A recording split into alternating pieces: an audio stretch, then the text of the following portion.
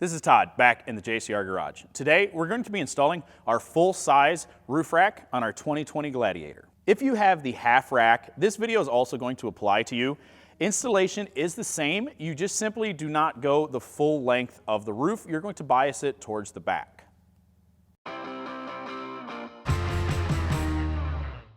Okay, so we already have some installed on this rack, but all of the crossbars for all of our aluminum roof racks go together the same way. On one end of one side, you're going to have these cutouts here. You're going to want to make sure that these are up. It doesn't matter if they go on the left side or the right side. This is how you slide the attachment hardware in. So you want to make sure they're up, and we always recommend you all put them all on the same side just for uniformity. But in the slots here, you're going to go ahead and lower it down, and there is a threaded hole. There's two of them actually. You're going to start one of the button heads. Go ahead and do the other one here. Now we do recommend, if you're putting these all together, either go ahead and do the front one and the back one so that the sides stand up, or go ahead and do all of one side so they're all facing at the same angle, and then go do the other side. Okay, as you're assembling them, make sure and have the washer on as you put it on. Now, once you have both screws started, go ahead and you can snug them up, and once you have this up on the vehicle, you can decide where you want the bars placed inside the slots here. Okay, so the next step for our fairings is going to be installing this weather stripping. Now, the weather stripping we include is actually too long for the front because it also includes the piece that you're going to need for the rear. To be able to cut this, there is a thin metal strip inside the U channel here, so you are going to need something like a pair of tin snips. This is what we recommend. There's multiple other ways to do it, but this is kind of the quickest and easiest. So there's not really a measurement here. The easiest way to do this is to go ahead and just past this point, you're going to go ahead and press this on, and then go ahead and do this the length of the fairing.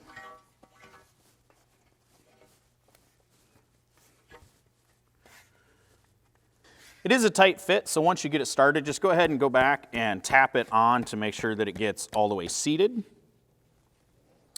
Okay, and then once you get to the other end, just past the bend, we're going to go ahead and make our cut.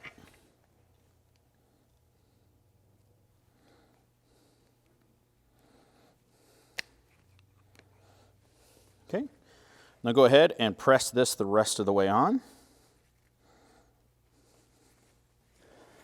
Okay, and you're going to need to put that on whether you have the full front fairing or you have the light bar front fairing with the cutout down deeper. So you're going to need the weather stripping for both. Once you have the weather stripping installed, we can go ahead and install it on the rack.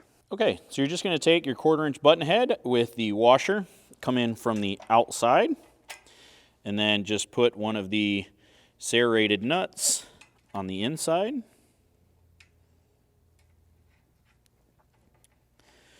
And again on the bottom.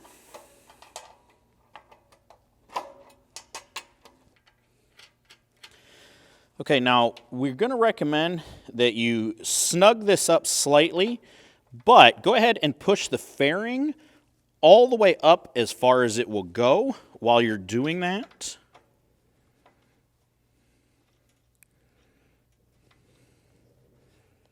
Again, we're not really going for tight here, we just want it to stay in place. Now, you're pushing that all the way up so that when you put it on the Jeep, this won't rub, and then we can loosen those up, push it down tight to the roof. Okay, now you're going to take the piece of the weather stripping off the front that you have left over, and you're actually going to place it here in the center of the rear fairing.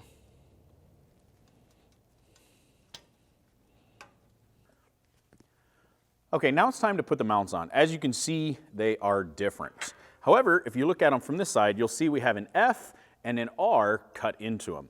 F is for front, R is for rear. So you're going to take the two holes here, line them up with the holes in the mount.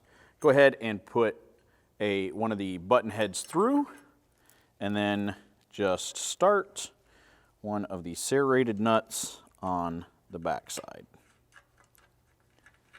Go ahead, put your second bolt with washer through the other hole. And put a nut on that one. Okay, once you have both of them started, go ahead and take the mount and push it as far down as you can. And then go ahead and snug these up. Again, we're not really going to tighten these to their final position. We're just merely allowing enough room. Sometimes you got to hold the nut. But we're just merely allowing enough room to keep the rack up off the roof until we can get everything adjusted once it's installed. Okay, once you have these snugged up, it's time to grab a friend and throw it up on top of the Jeep.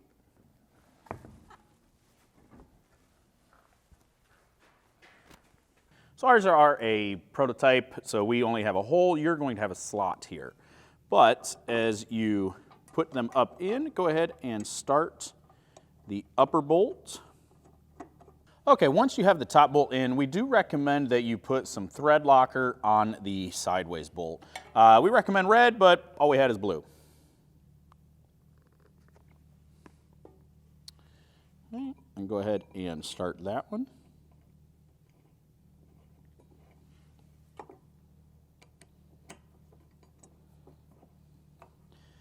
Okay, now the idea is that you're going to snug this one and then snug the top one. Okay, the idea is to snug them loosely. That way you can install the other three. And once we have all three installed, we're gonna go ahead and tighten everything down equally. Okay, we've got all four mounts installed, all the bolts in and tight. So now we're going to make our final adjustments.